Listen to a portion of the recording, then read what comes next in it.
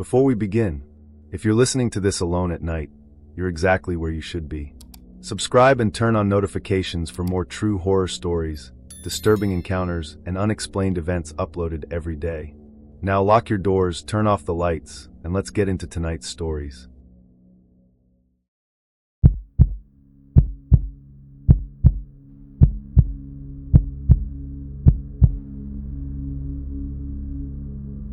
Every paramedic has one call they never forget. Not because of the blood, not because of the injuries.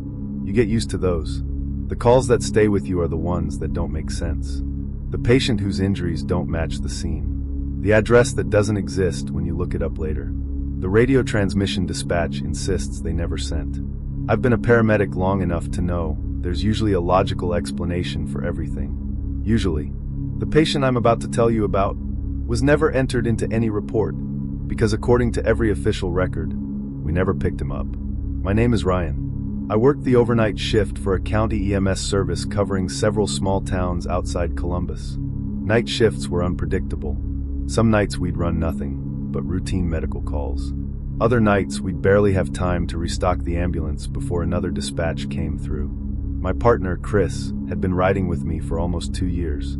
We trusted each other. He handled airway. I managed medications and cardiac monitoring. We knew each other's routines without speaking. Just after 1 a.m, dispatch toned us out. Medic 4, respond for an unconscious male near mile marker 21. Single patient, unknown medical, law enforcement en route. Routine enough. The highway was almost empty. A light rain had just started.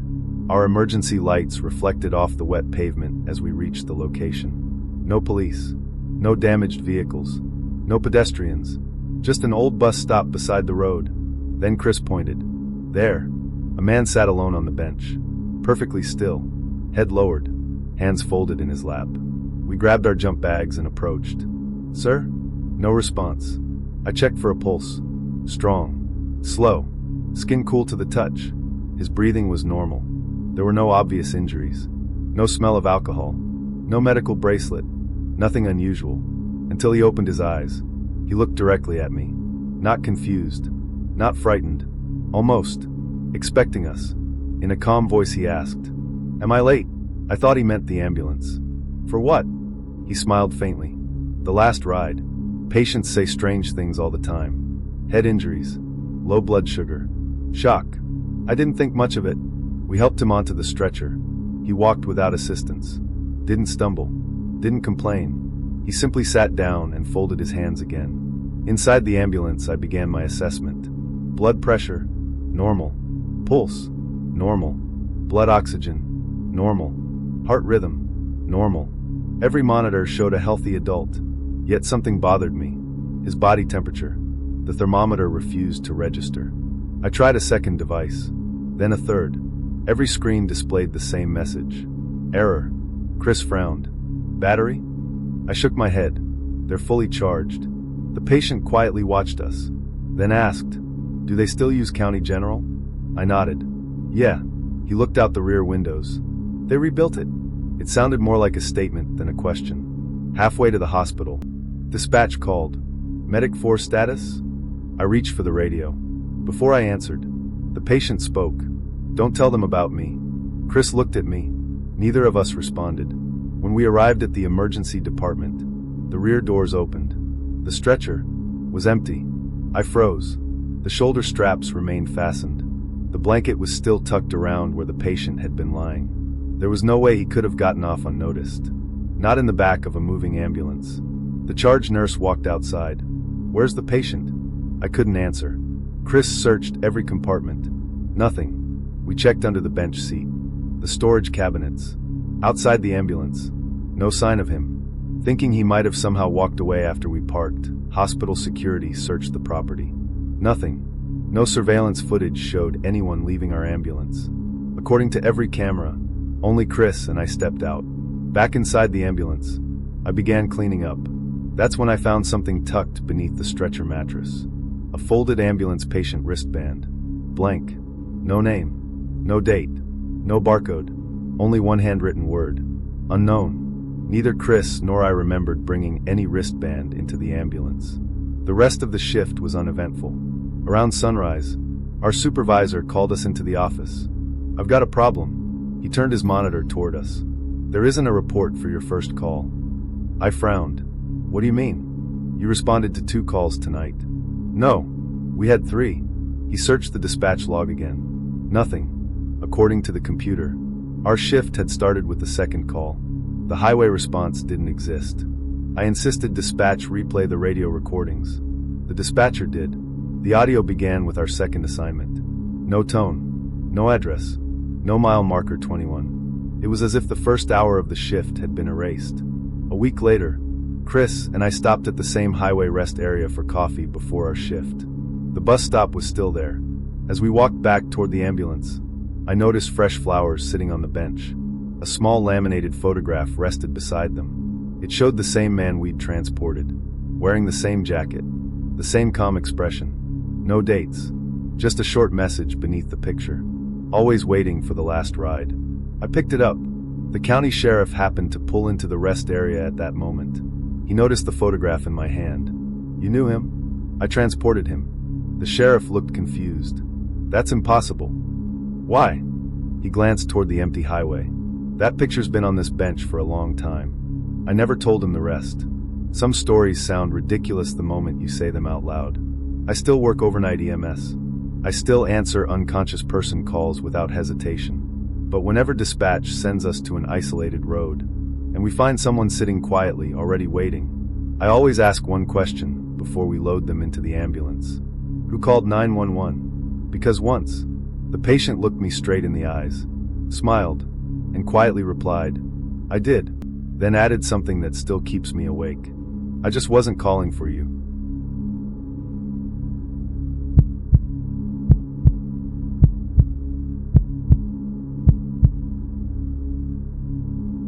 Every paramedic develops a habit.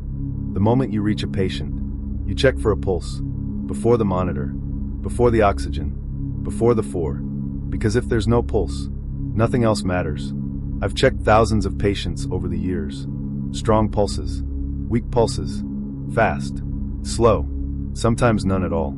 Only one patient ever grabbed my wrist, after I'd already confirmed there wasn't one. And according to everyone else in the room, he never moved. My name is Connor. I worked night shift for a county EMS service outside Louisville.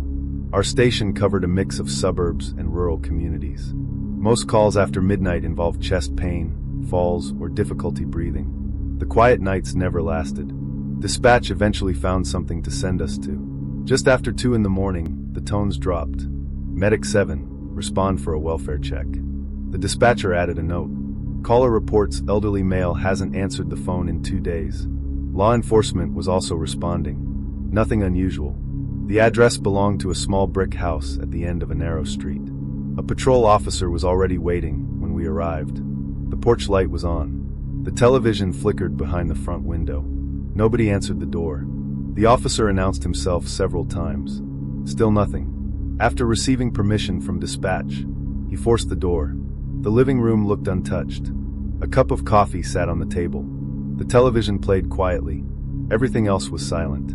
We called out. No response. Then we found him. The elderly man sat in a recliner facing the television. His eyes were closed, hands resting on the armrests. He looked as though he'd simply fallen asleep. I checked for a pulse. Nothing. I checked again. Nothing. His skin was cool. His jaw was stiff. There were clear signs he had been gone for some time. I looked at the officer. He nodded. There was nothing we could do. As I stood up, someone whispered, "Try again." The voice was so quiet I thought I'd imagined it. My partner, Alex, was filling out paperwork. The officer was speaking into his radio. Neither reacted. I checked once more. No pulse. Exactly as before.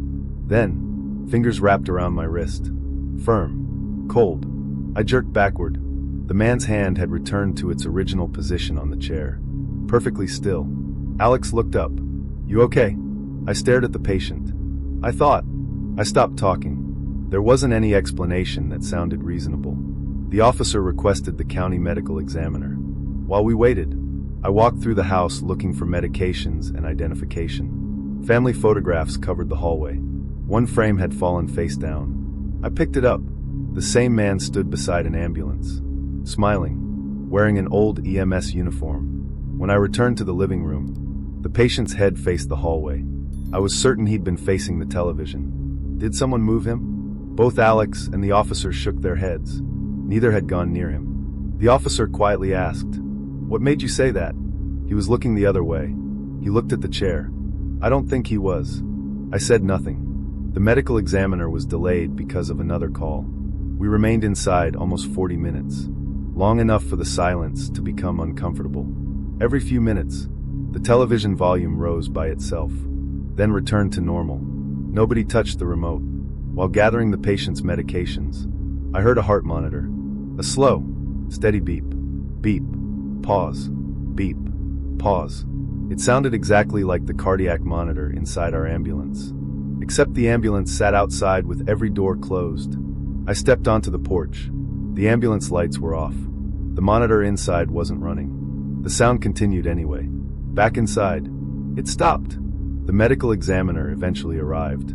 As they prepared to move the patient, one investigator asked me, "Did either of you cover him?" "No." "Why?" He pointed toward the recliner.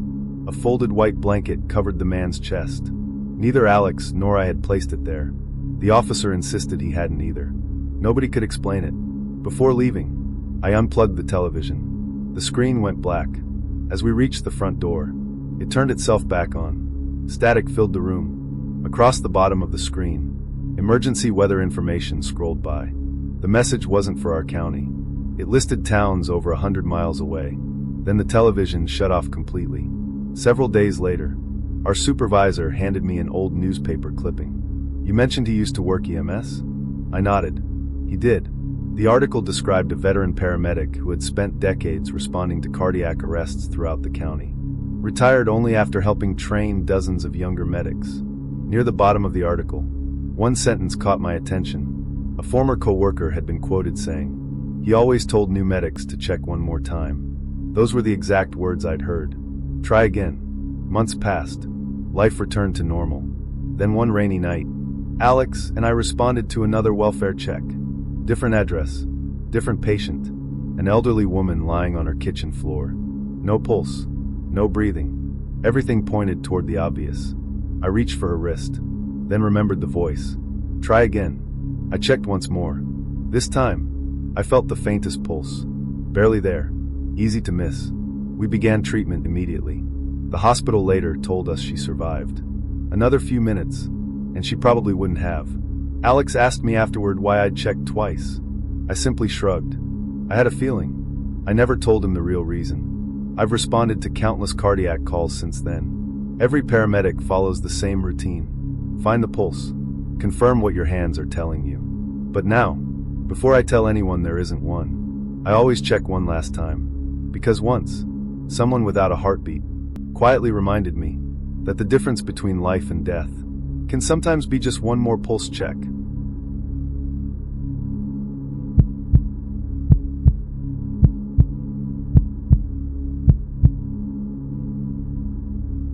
Not every ambulance call is an emergency. Some patients are stable. They're simply being transferred from one hospital to another. No lights, no sirens, just a long drive down empty highways in the middle of the night. Those are usually the easiest calls. You monitor vital signs, talk with your patient, and wait until the destination comes into view.